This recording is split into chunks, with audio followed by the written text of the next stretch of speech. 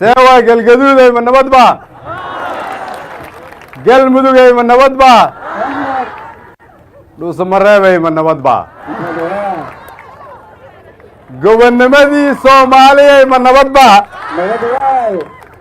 قالتو يا حمر كاتم إذا من نبض با marka hore waxaan idinkaga mahad celinayaa anigoo ku hadlaaya wafdigeyga magaciisa sida sharafta iyo karaamada leh sida diiranaantu ku dheeran tahay oo aniga iyo wafdigeyga aada noo soo dhoweyseen idinka iyo madaxda dowlad goboleedka galmudug waa idinkaga mahad celinaynaa waa ku mahadsantihiin laga bilaabo markii aan aeroboortka ka soo degnay iyo markii aan xalay magaalada dhuusamareeb annagoo kaligeena ku tamashlaynaynay iyo hadda cid walba oo aan aragnay waxaa ka muuqday qalbi furan iyo weji furan waana ka mahad celinaynaa waana ku mahadsantihiin haddii aada markhaati u baahan tihiin gogosha reer dhuusamareeb ay fidiyaan ama soo dhoweynta aada leedihiin fariintaas anaa idinka qaadaya haddii ilaaha yidhaahdo halkani waa magaalo soomaaliyeed oo qadiimi ah oo ka mid ah gobollada soomaaliyeed kuwa ugu baaxadda weyn halkan waa meeshii la oran jiray xilligii uu sayidku noolaa waa magaalooyinka leh daaro dhaadheer ama meeshii la dhihi jiray dahar dheer halkan aan taagannahay waxa ay ka mid ahaan jirtay inta aanay galmudug noqon galgaduud galgaduudna waxa ay ka kooban tahay gal iyo gaduud gali waa balli oo aan idiin sheegi doono gaduudna waa carrada hortiina taage fadhida aad aragtaan gaduudkaasi waa tii loogu heesay dhul gaduudan oon gogol doonahayn waa waxa dalkeenna u gaara heelaynagu gartee soo maaha waa tii ay gabdhaha soomaaliyeed dhihi jireen aan isguursanay dhulkii gobonnimadii ee galgaduudige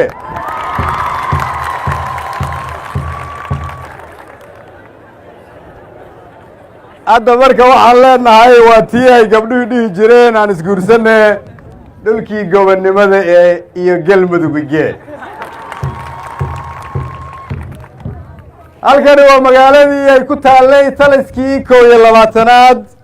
oo dhammaan qubarada ciidamada xoogga dalka soomaaliyeed kuwa dhintay allah u naxariistee iyo kuwa noolba ay isku raacsan yihiin inay tahay meeshii laga difaaci jiray qarannimada soomaaliyeed difaacaasi waa uu muuqdaa waa kii shiikhu halkan ka sheegayey in geesiyaasha gobolkan ka soo jeeda inay iska xoreeyeen cadowgii mudan yihiin lagu ammaano mudan yihiin inay ku helaan xuquuq aan ka shaqayn doono sida ugu dhaqsaha badan magaaladanu waa magaalada haddii aad aragto xarumaha dowladeed ee dowladii dhexe ay lahayd magaalada ugu xarumo badnayd halkan aan joogno oo la dhihi jiray inji oo lagu xarayn jiray raashinka dalka soomaaliyeed gobolladiisa laga qaybiyo waxa ay weli astaan ka tahay taariikhda magaaladana ay lahayd halkan inkastoo aan qorraxda taagannahay waa meeshii uu ka yidhi qoraagii jarmalka ahaa galgaduud iyo dhuusamareeb dhulka hoostiisa waxaa maraa webiga africa ugu weyn biyaha ku hoos jirana waxa ay oon tiri karaan dalka soomaaliyeed oo dhan abaar kama jirte in laga shaqeeyay u baahan tahay halkani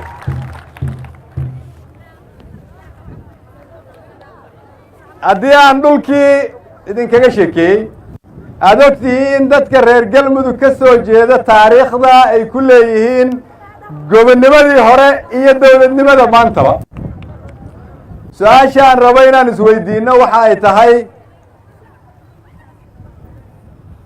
inaan ka fikirno sida ay noqonayso galmudug nabad ah midaysan maamul isku duuban leh saamayn noocee ah ayay ku yeelan kartaa horumarka iyo midnimada ummadda soomaaliyeed muhiimadda marka waxay tahay reer galmudug waa inay isweydiiyaan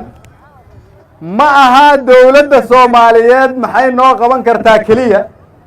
waa inay isweydiiyaan annaguna dadka soomaaliyeed maxaan ku tari karnaa maadaama aan taariikhdaas leenahay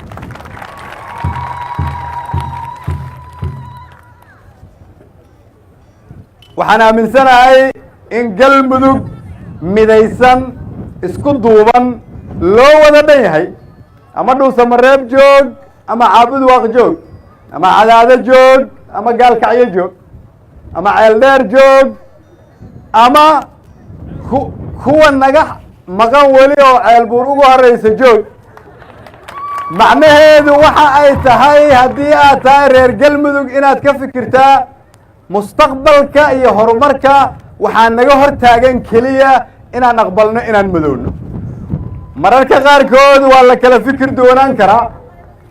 laakiin laguma kala fikir duwanaan karo jacaylka dalka iyo dadka soomaaliyeed loo qabo gaar ahaan dadka reer galmudug kuma kala fikir duwanaan karaan inay u midoowaan danta guud ee reer galmudug soo intaas iskuma raacsanin sidaa la socotaan dowladda federaalka labadii sano oo madaxweynaha iyo anigu aan joognay waxaa ku socday dib u habayn hay-adaheeda dhaqaalaha iyo hay-adaheeda amniga iyo hay-adaheeda siyaasadda iyo hay-adaheeda arrimaha bulshada dib u habaynta dhaqaalaha ayaa waxa uu dhaliyey in qof walba oo soomaaliyeed oo dowladda u shaqeeya madax iyo shaqaalaba inay helaan xuquuqda ay dowladda ku leeyihiin bil walba sidii aan shaqada u bilownay waxaa kordhay dhaqaalihii dalka wuxuu dalku qalka u saaran yahay inay dunidu u timaado deyntana laga cafiyo dib habeynta lagu sameeyey hay-adaha amniga dalka waxay iyana qarka u saaran yihiin in dalkii dib loo xoreeyo askari walba uu helo qoondada uu dowladda ku leeyahay ciidankeenna uu noqdo ciidan tayaysan hay-adaha siyaasaddana waxay qarka u saaran yihiin inay dhammaystiraan in dastuurkii dalka la dhammaystiro laga heshiiyo awood qaybsiga la dhammaystiro kheyraad qaybsiga aan u gudubno dowlad bixiso adeegyo ku salaysan qarniga 21aad sidaas daraaddeed ayaa waxay muhiim tahay halkan in laga dhiso dowlad goboleed xooggan oo midaysan ka qayb qaadata horumarka dalka u adeegta danaha reer galmudug ka fikirta mustaqbalka fog waxaan soo jeedinayaa marka haddii aad tihiin reer galmudug ganacsade aqoon-yahan siyaasi rag iyo dumar faqiir iyo taajir dhallinyaro iyo waayeel qof walba oo reer galmuduga waxaan leeyahay horumarka dalka soomaaliyeed uu ku tallaabsanayo waxaa la rabaa inay aasaas u ahaato dowlad goboleed loo wada dhan yahay oo reer galmuduga annagoo marka kulligii reer galmuduga waxaa nagu waajib ah inaan aqbalno meel walba oo aan galmudug ka joogno dhallinyaradeenna soo kordhaysa oo 75% ah oo reer galmudug ah waxaa hortaagan keliya inaan muujino midnimo una samayno dowlad goboleed ku xiran dowladda federaalka oo iyaga u adeegta ganacsatada reer galmudugna waxaan ugu baaqayaa inay gobolkooda maal gashtaan halkan ayay tahay meesha ay ka yimaadeen halkan ayay tahay meesha loogu dabaaldegi doono halkan ayay tahay meesha ay ku dambayn doonaan waxaan u mahad celinayaa madaxa fulinta dowlad goboleedka galmudug sheekh shaakir iyo madaxweyne xaaf oo labaduba aqbalay inay ka dhacdo galmudug doorasho dib loogu yegleelayo galmudug mug weyn oo dhammaystiran. su-aashu waxay tahay marka reer dhuusamareebeedow diyaar ma u tihiin doorasho? diyaar ma u tihiin galmudug xooggan oo cusub in la dhiso? ma soo dhowaynaysaan maadaama aad magaalo madax tihiin reer galmudug oo dhan shuruud la'aan meel walbay ka imaanayaan? waxaan haddaba leeyahay si ay taasi u hergesho magaalo madax waa inay magaalo madax u ekaataa. halkan waa inay ka howlgalaan hay-adaha dhaqaalaha, hay-adaha horumarinta, hay-adaha siyaasadeed, hay-adaha amniga oo dhan oo heer federaal ah. waa in hay-adihiina amniga iyo kuwa heer federaal ay gacmaha isqabsadaan si halkan looga muujiyo xasilooni, loogana shaqeeyo inay ka dhacdo doorasho cid walba uu yidhaahdo waxay ka dhacaysaa magaalo madaxda galmudug.